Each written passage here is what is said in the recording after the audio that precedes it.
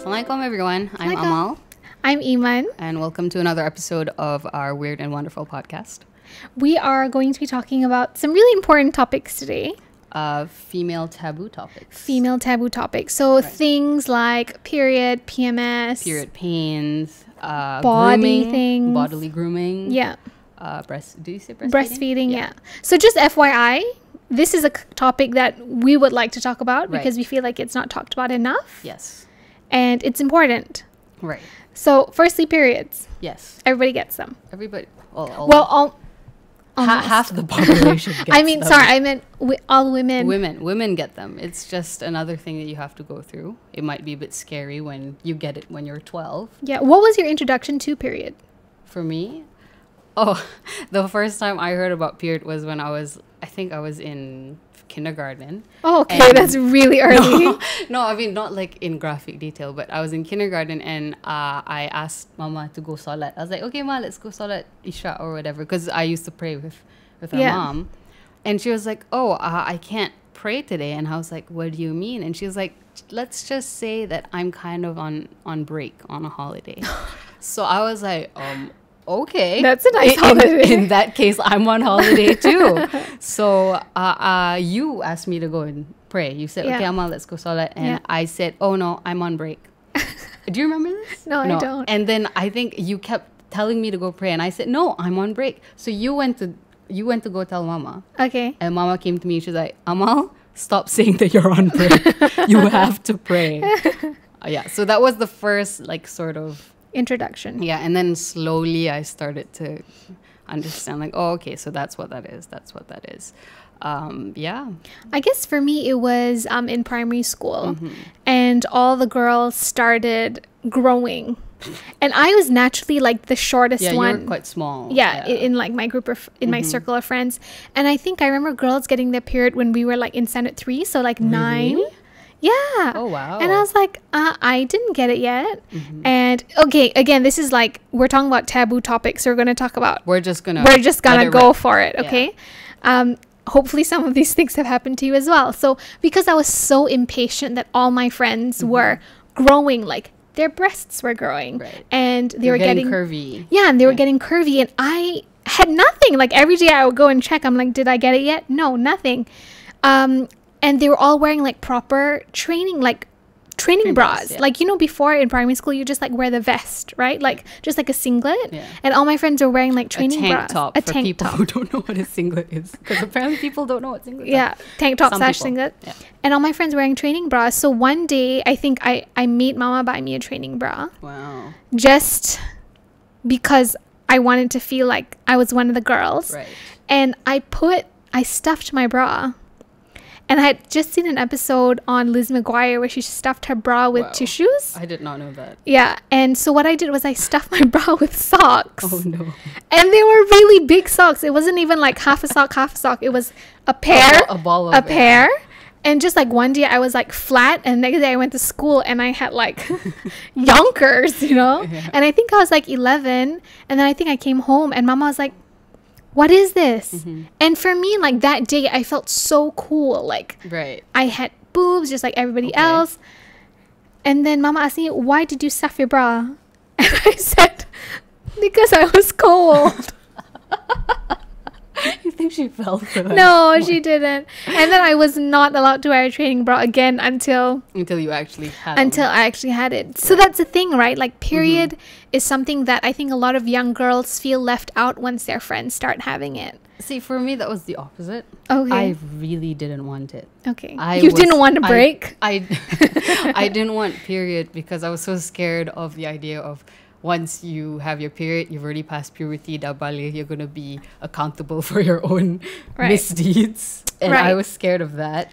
And see, I think it's also because you went to like an Islamic primary school from the get-go, and I was just like at normal public school where religion wasn't like a big. I mean, we had like Islamic studies class, but I didn't think of period in that way. Right. That's how I thought of it. And also I just didn't want to grow up because I knew that as soon as I got my period and my puberty, I would have to wear tudong. I would have to wear my headscarf outside, and I really didn't want that. Like, I like to go play bicycle outside without having to wear tudung. Like I was worried about that. That's what I was worried about. Right.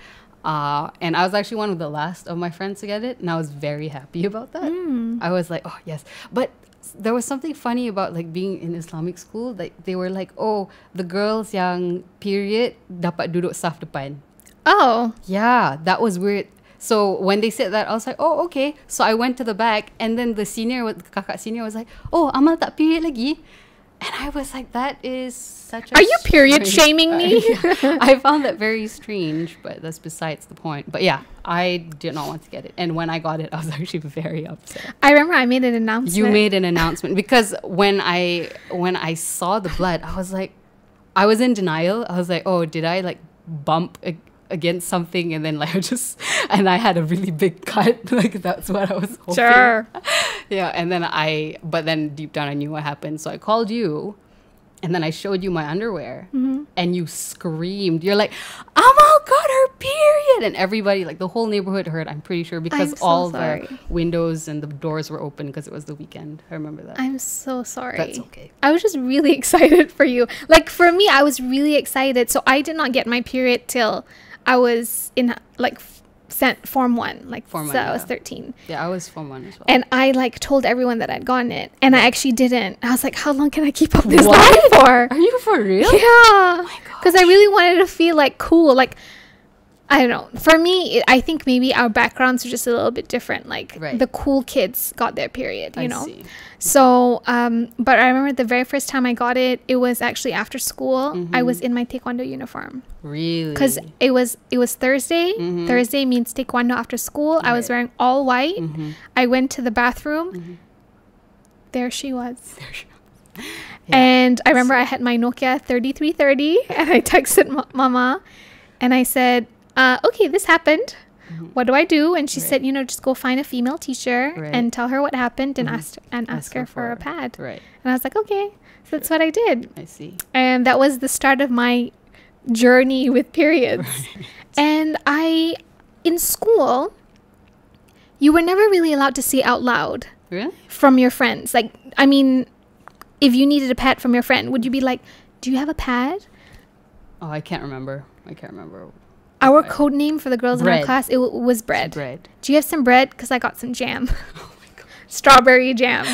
But why is that? Why is it that we cannot just clearly outright say, I'm on my period? I'd like a pad, please. I'd like a pad, because I forgot mine at home. Yeah. Yeah. Why is it that we have to hide it to make other people uncomfortable? Because we know that it happens to half the population. Right. Yeah, I don't know why. Like, you have to keep it a secret. Like, it's yeah, I understand because, it's a bodily function. You don't tell people when you pee or whatnot, Right. But then it's something that happens and you acknowledge. Why is it not acknowledged? Like, why is it, like, when you go to the store, there's, like, a bit of shame when you put, like... When you buy pads and you put it on the counter. Like, I don't understand that. Like, obviously I'm not gonna go parade around and say I have my period. I'm on my period. But at the same time, why is it almost shameful? Yeah. I mean, I understand that maybe like Islamically it is something private. Yes. It is something that you don't need to tell everyone. Right, for sure. Which is, of course, like, I'm not gonna like tweet on my period today, like nobody needs to know that. But at the same time, why is it then we have to go the other spectrum and keep it so private that we cannot even talk about it in a comfortable way? Right, exactly. Yeah. I don't know, like, even like if I need to take a pad out of my bag, like you'd cover it and or you slip it up your sleeve so that like boys wouldn't see it or something. Yeah. So I'm not sure why it's like that. Is it because it's quote unquote gross, or I don't know, but it shouldn't be, because it's just something that happens. That happens to everyone. Like every time I do something embarrassing, my husband always says, the Queen of England does it too. Yeah. So I'm like, oh, the Queen of England does it, probably not so bad, So I just think that maybe as a society, we've been like molded to feel that some things are kept to make society as a whole feel comfortable. And when I say society as a whole, I mean men. Right. Because I mean, I'm not going to care if you suddenly whip out a pad right now and be like, I'm going to go change. Yeah. But if I was a man and you did that, I would probably feel slightly uncomfortable. So I don't know how. I think it's just that we just have to change our perception of it. Yeah. I mean, just acknowledge it. I think that's all we're asking for. I'm not asking for a party every time I have my period. Exactly.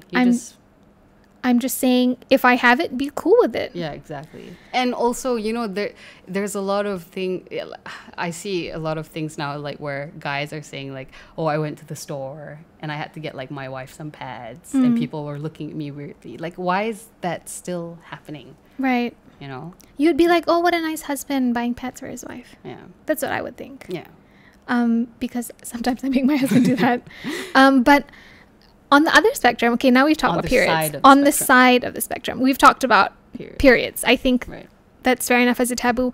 But also, what materials, what tools we use for our periods. Right. Like, I feel like in Malaysia or in Asia, it is just common that we use pads. Mm-hmm.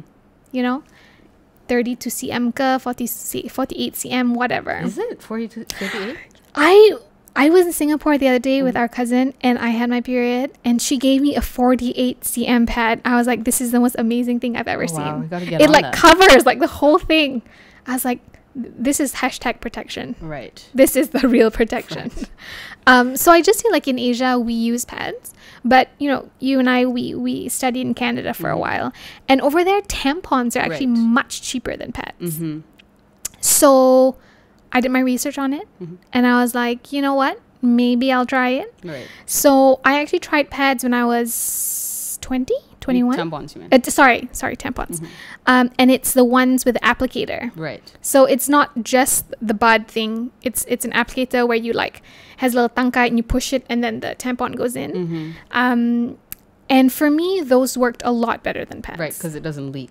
It doesn't leak. Right. You can swim if you want, because when you're on your period and you swim, you know, the pressure holds all the blood in. Even though I don't swim, just in case, and just for like the safety of everyone else. But for me, tampons are the way to go. Right. And I just don't know why in Malaysia, when we say use tampons, everyone's like, oh no, it's because I'm still a virgin. Right.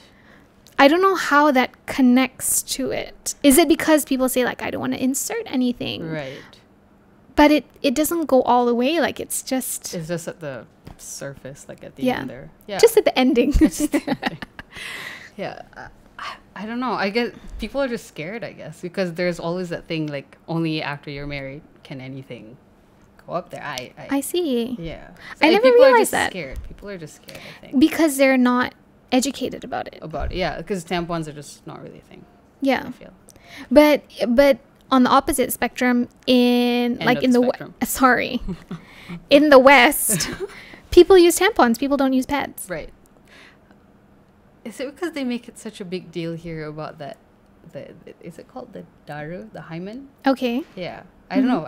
That's just like a big thing. Like, you need your hymen when you first get married. You need it. But you see, some people, their hymens are broken. I know. Exactly. Even before. Like, if you do, like my friend, she's a horseback rider. Right. When you're on a horse all the time, her hymen broke. Yeah. Even before she got married. Yeah, got married. So it's just so much importance is placed on it. Sampai people don't want to use tampons. You know. Interesting. I think that's one perspective to go from it. Yeah. To look at. Sorry. The other tool that is slowly gaining popularity is the cup. The cup. Right. I feel like. What is it called? There's lots of different brands. Cup. The one I know is Diva Cup. Yeah. I think those are just again, I think it's what is it? Explain it. It's a cup. It's a silicone cup. It's a silicone cup that you insert and blood gets pools there. Yeah. Yeah, collects there. So instead of it coming out onto your pad, it stays in the cup and it's reusable. Oh, it's called a freedom cup. It's called a freedom cup. Yeah, and it's environmentally friendly because you can reuse it. You literally just have to buy this one cup and you can use it for as long as it's still good. It's apparently also really good for the environment because there are no like pads lying around or tampons lying around the place. And also pads are very expensive. Oh my gosh, mashallah, they are. Yeah, just like bodily care things, feminine hygiene. Feminine care. Feminine care. It's just really expensive. I can't believe guys can go around not having to spend like $50 every month on pads. You know? And in the United States, pads, they're considered a luxury item. Yeah, and why? So they have Because luxury it's a tax on necessity. them. Yeah. Yeah. And So- I just feel like Diva cups are, for me, also a really good way for you to try something different to pets. Right. And you only need one. You only need Yeah. one. So And- how about, sorry, continue. You go. No, I was going to go to period pains. I was going to go to period pains Okay. too. Okay. So Are we period sisters? Okay, I go don't ahead. know. So period pains, that's also another thing because it's a pain that only one person is going to experience. Mm-hmm. And there's no measure for, I mean, just pain in general. There's no measure for it. You can never objectively measure pain. Correct. It's an individual experience. Can you explain what your personal period pain feels My like? personal, so my first few periods were actually like fine. I was a little bit uncomfortable, but that was fine. And then the day that I'm talking about periods with my friends, and they're like, "Oh yeah, I get really bad ones. I throw up and whatnot." I'm like, "Oh, that never happens to me."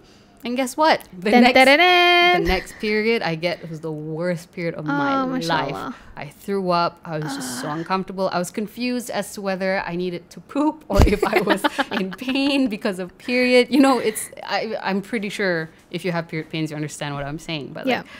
yeah. So, and there were some really bad ones. There were some really okay ones. Yeah. But now it has stabilized, I guess. And it's just like discomfort, like both front and back, like the Right. back and the stomach. Yeah.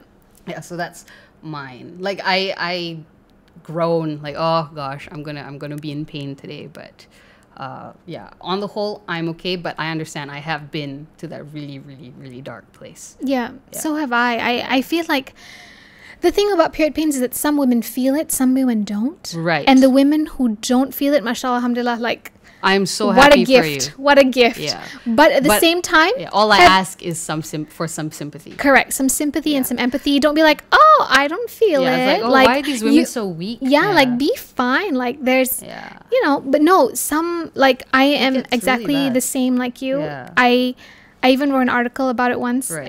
in my column where I was at an event for work in Pavilion. Oh, I remember that. And I would say, like, at least top 5 worst period pains of my life. And for me, I feel hot and cold. Right. And I need to lie down. And I don't know if it's going to come up this way or come up the other way, but Right. I just need to lie down. So I literally went to the the bathroom Yeah. and I had to strip myself because I was afraid that, you know, It's gonna stain and something was going to happen. Right. And I just literally made like a nest for myself on the ground. I know, Amal, it is disgusting. I know it's a But public bathroom. Desperate Time calls for desperate measures. And I literally, I black out. Right. Oh, I don't. Alhamdulillah. I've Oh, never. mashallah. I blacked out in the pavilion bathroom for like 20 minutes. Right. And the cleaner who was there was so lovely. I think she noticed that my door did not open for like 20 minutes. She knocked and looked under and she woke me up. And she like I got up very groggy and she brought me to a room and like she gave me Panadol. Right. And that's the thing. They even have now an ubat for period pain. Yeah. So like when it comes to people going to work Right. and they have period pain. Yeah. Like how do you get? Do people get MC for period pain? I think they just noted it off as MC. Yeah. So But there was a time in high school, there was this one girl I knew, she would be away for 2 days every month. And they would say, oh, she just got her period. Like, Right. it's so bad, she cannot get up. And I think my husband did not understand the concept of period pain because his sister never got period pain. right. So when we got married and I got period pain and he saw period for the first time, he's freaked out. Right. He's never seen it before. Right. He's never experienced like a woman rolling on the floor, like yelling out in pain. Right. And also there's times when you accidentally leak. Oh man. I have leaked in class before. Oh man. And I had to wait for everybody to leave because it was one of those cushion chairs. And thank God my teacher was female. So I went up to her. I'm like, this happened. And she was like, she knew what to do. Like, Right. I guess it's happened before. Have you ever been? Like, you've seen like a little stain on the cushion chair? No, that was Yeah. you. That's happened. Yeah. That's happened to me as well. And I feel like it happens to It happens men, to everybody. Like, a lot of girls. but you still feel embarrassed about I it. still feel embarrassed. about it. Obviously, it's like you peed on a chair. Like, it's the same effect, Yeah. but the And mark it's is there the for longer. It's very... I have stained grabs before. Me too. And the thing is, I didn't notice until I got out of the car, and I look at the seat and I close it, and I close the door, and then I leave. I'm just like, that was from me. Oh no. And I felt really bad. Oh, no. But it's not like I'm gonna call the guy and say, hey, no, don't tell him I stained what your chair. he doesn't know. Yeah. I mean, I have seen grabs before. I've seen restaurant chairs. Once I went out for lunch and I was walking, and a random woman like pat me on the shoulder, and she's like, I think you're leaking. Mm-hmm. I was mortified. Yeah, and the thing is, it's just like, it happens all the time to a lot of people. So why is it still? Yeah. Yeah, I don't know. I don't know. I mean, I guess it's like a society thing. Right. Other than period pain, what are some other bodily things that are taboo? Grooming. So like hair. Mostly. Like, for me... Not on your head. No. On other parts of your body. Other than your head. For me, nobody talked to me about it. Nobody talked to me about it. So when it started sprouting, I guess, I got very scared. I'm just like, is this normal? And then I didn't know what to do to maintain it. So I just got a pair of scissors and gave myself a little haircut, and you see, now as I'm saying that, I'm just like, is that okay for me to say? But I guess here's the thing. That's the topic. Yeah. It happens, and I would like to think that inshallah, one day, if I have daughters, I would tell them about it prior. Just say, like, you know what, this is going to happen. So what you do, you can come to me if you want to talk to me, but, like, also here are some options. Is it the culture, the Asian culture, Malaysian culture, that we just don't talk about these embarrassing topics? Yeah. Like, sometimes when it's like, figure it out yourself. But then as a child, as the individual. You feel scared. Yeah. I was very scared. Like, when I first started getting armpit hair, I'm like, what do I do? Why didn't you come talk to me about it? You weren't home. I think you were already. Like, I was. Okay. Yeah, you were already in school. Yeah, so I was just like, oh, what do I do? And then I think I found like a razor in the house. Yeah. I just shaved my armpits. Right. And it was so uncomfortable because it started getting really itchy. Right. It does. So I experimented on my own. And I feel like if somebody had just told me, like, okay, you can wax, you can pluck, you can shave, nair. You can nair. I feel like that would have made it a lot easier and a lot more like a lot less scary, because I was scared. Yeah, I'm like, is that normal? You don't. You didn't understand if that was just happening to you or to everyone else until I talked to my friend about it, and she's like, yeah, it's like a bush, and I was just like, really, you too? Yeah, so that really helped me. Yeah, so I feel like that would help a lot of girls who are going through it, like little ones who are confused. Yeah, because I was. Yeah.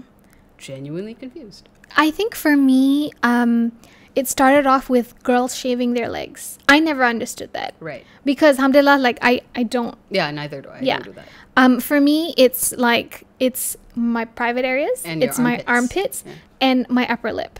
Oh. Because you get sulas? What's sulas? Sweaty upper lip alert. I just have something in me that makes me grow a mustache, and at first I didn't think much of it, but my husband doesn't like it, which is fair. Yeah, he's like, sometimes it makes me feel like I hang out with a dude. I'm like, oh no, is it that bad? Right. So those are the three main areas that I need to take care of. Right.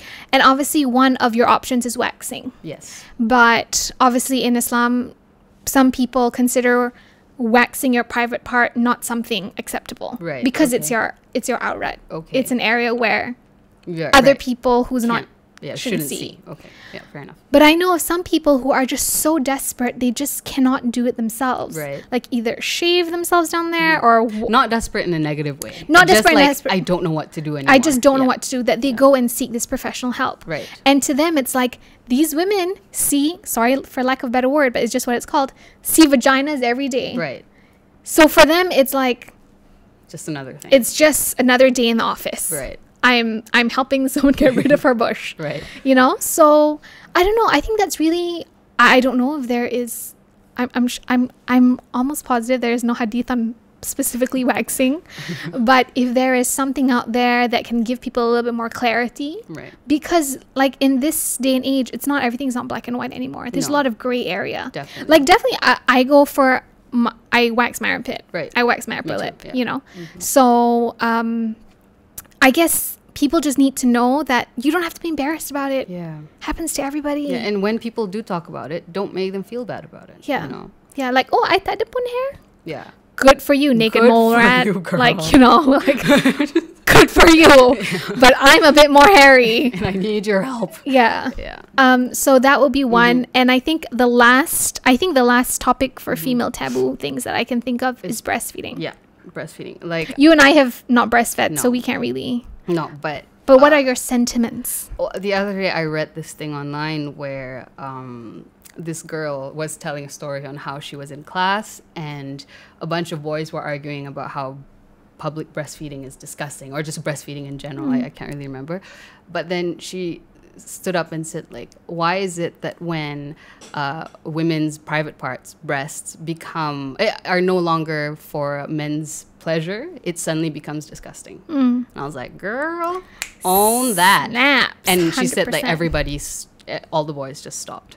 That's like, so good true. for you. Yeah. Good for you.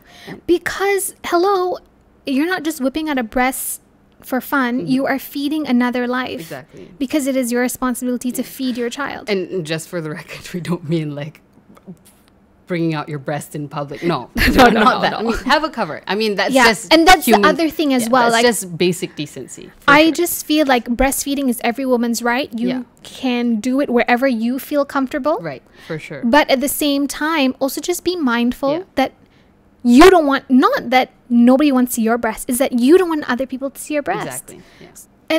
But also at the same time, even though we're very like pro breastfeeding and all that, I also feel like you shouldn't shame women who just aren't able to breastfeed, For because sure. there are women who, Definitely.